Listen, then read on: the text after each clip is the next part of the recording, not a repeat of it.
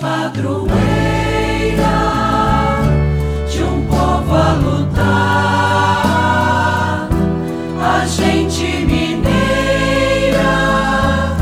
te quer exaltar, não só lá na serra. Amado irmão, amada irmã, saúde e paz. Ecoa hoje em nossos corações a alegria bonita da festa que ontem, domingo, segundo domingo da Páscoa, celebramos, o dia da Divina Misericórdia. Somos sempre banhados pela misericórdia de nosso Deus. Por isso é que nós somos desafiados a aprender a lição e a nos desdobrar em misericórdia uns para com os outros. Somos chamados a compreender que a misericórdia de Deus não é fraqueza, é amor, amor que transforma. Por isso vamos trabalhar para aprendermos a lição, praticá-la e transformar o mundo pela força deste amor misericordioso. Por isso hoje nós celebramos na alegria desse tempo da Páscoa a festa da Anunciação do Senhor. Adiada exatamente porque estávamos no contexto da Semana Santa, mas uma festa importante para compreendermos a beleza de que Cristo assumiu a condição de escravo sem mancha de pecado, engrandecendo o humano sem diminuir o divino. Esta grande festa nos ajuda a compreender esta verdade da nossa fé, este fato concreto da nossa fé. O Senhor do Universo assume a condição de escravo, envolvendo em sombra a imensidão de sua majestade. O Deus impassível não recusou ser homem passível. O imortal submeteu-se às leis da morte. Aquele que é verdadeiro Deus é também verdadeiro homem, e nesta unidade nada há de falso, porque nele é perfeita, respectivamente, tanto a humanidade do homem quanto a grandeza de Deus. Por isso, assim, neste horizonte bonito, iluminando o caminho pascal que estamos vivenciando, acolhamos a palavra santa de Deus. Naquele tempo, o anjo Gabriel foi enviado por Deus a uma cidade da Galileia chamada Nazaré, a uma virgem prometida em casamento a um homem chamado José. Ele era descendente de Davi e o nome da virgem era Maria. O anjo entrou onde ela estava e disse: "Alegra-te, cheia de graça, o Senhor está contigo." Maria ficou perturbada com estas palavras e começou a pensar qual seria o significado da saudação. O anjo então disse-lhe: "Não tenhas medo, Maria, porque encontraste graça diante de Deus. Eis que conceberás e darás à luz um filho a quem porás o nome de Jesus. Ele será grande, será chamado Filho do Altíssimo, e o Senhor Deus lhe dará o trono de seu pai Davi. Ele reinará para sempre sobre os descendentes de Jacó, e o seu reino não terá fim." Maria perguntou ao anjo: "Como acontecerá isso se eu não conheço homem algum?" O anjo respondeu: "O Espírito virá sobre ti e o poder do Altíssimo te cobrirá com sua sombra.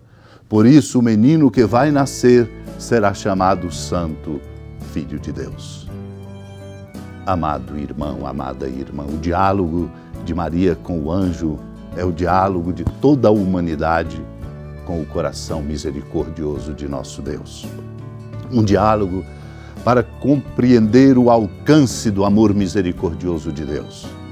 Um diálogo que desafia. Por isso Maria pergunta: "Como isso vai acontecer se não conheço homem algum?" É pela força, obra do Espírito Santo de Deus que ela concebe.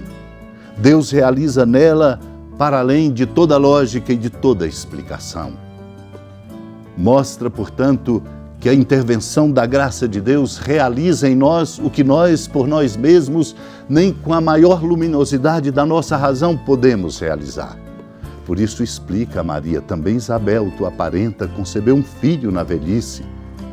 E lembra, é o 6º mês daquela que era considerada estéril, porque para Deus nada é impossível.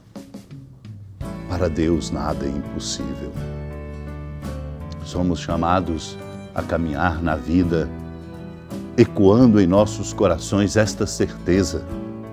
Para Deus nada é impossível.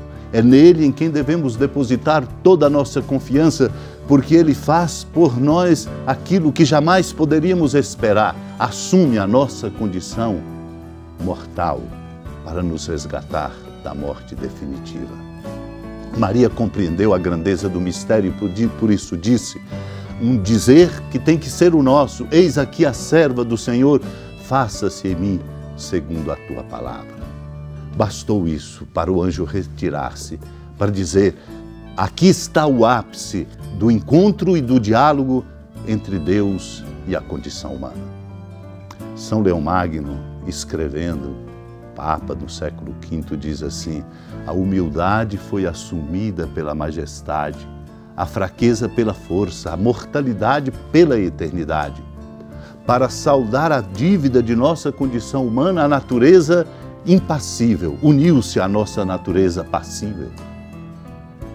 Deste modo, como convinha a nossa recuperação, o único mediador entre Deus e os homens, o homem Jesus Cristo, podia submeter-se à morte através da sua natureza humana e permanecer imune em sua natureza divina. A festa da Anunciação, fixando o olhar nela, Maria, que faz, portanto, esse papel de vértice entre o diálogo de Deus com a humanidade, da humanidade com Deus, é para compreendermos que o Senhor do Universo assume a condição de escravo, envolvendo em sombra a imensidão de sua majestade. Ele assume a nossa condição mortal, a ela se submetendo, o imortal que submete-se às leis da morte. Exatamente para que nós, pela comunhão entre a natureza humana e a natureza divina, compreendamos aquilo que é próprio. O Verbo realiza o que é próprio do Verbo e a carne realiza o que é próprio da carne. A natureza divina resplandece nos milagres, a humana sucumbe aos sofrimentos. Amados e amadas de Deus, celebrar a festa da Anunciação na caminhada que estamos fazendo neste tempo da Páscoa é, portanto, reavivar em nós, alargar o nosso coração para vivermos esta confiança incondicional em nosso Deus. Para Deus, nada é impossível. Somos chamados a experimentar a força dessa misericórdia, o que significa, portanto, que cada um de nós, olhando a si, sem medo, sem subterfúgio, sem esconder nada, sem nada encapar, cada um olhando a si, de dentro da sua fraqueza, da sua condição de escravo, do seu limite, possa abrir-se para experimentar a grandeza do que só a graça de Deus pode realizar em nós. Por isso nós não podemos caminhar apenas confiando em nós mesmos, embora o nosso esforço deva ser grandioso, sempre. Temos muitas labutas, necessidades, muitas respostas a dar no contexto da nossa sociedade. A nossa fé é uma fé que nos abre a ação da graça de Deus, desta força que produz em nós a transformação, a conversão e a vida nova. Deus nos ajude a abrir-nos a essa graça de Deus, como Maria abriu-se a ela e disse, e digamos com ela, eis aqui a serva do Senhor, faça-se em mim segundo a tua palavra.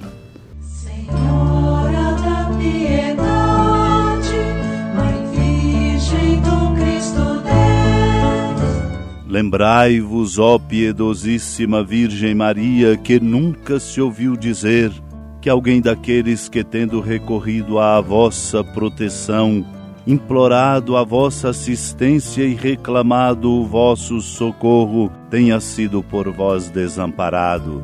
Animado com igual confiança, a vós recorro, ó Virgem das Virgens, e gemendo sob o peso dos meus pecados, me prostro a vossos pés. Não desprezeis as minhas súplicas, ó Mãe do Verbo encarnado, mas dignai-vos de as ouvir propícia e de me alcançar o que vos peço. Amém. Feliz padroeira de um povo a lutar, a gente mineira te quer exaltar, não só lá na serra,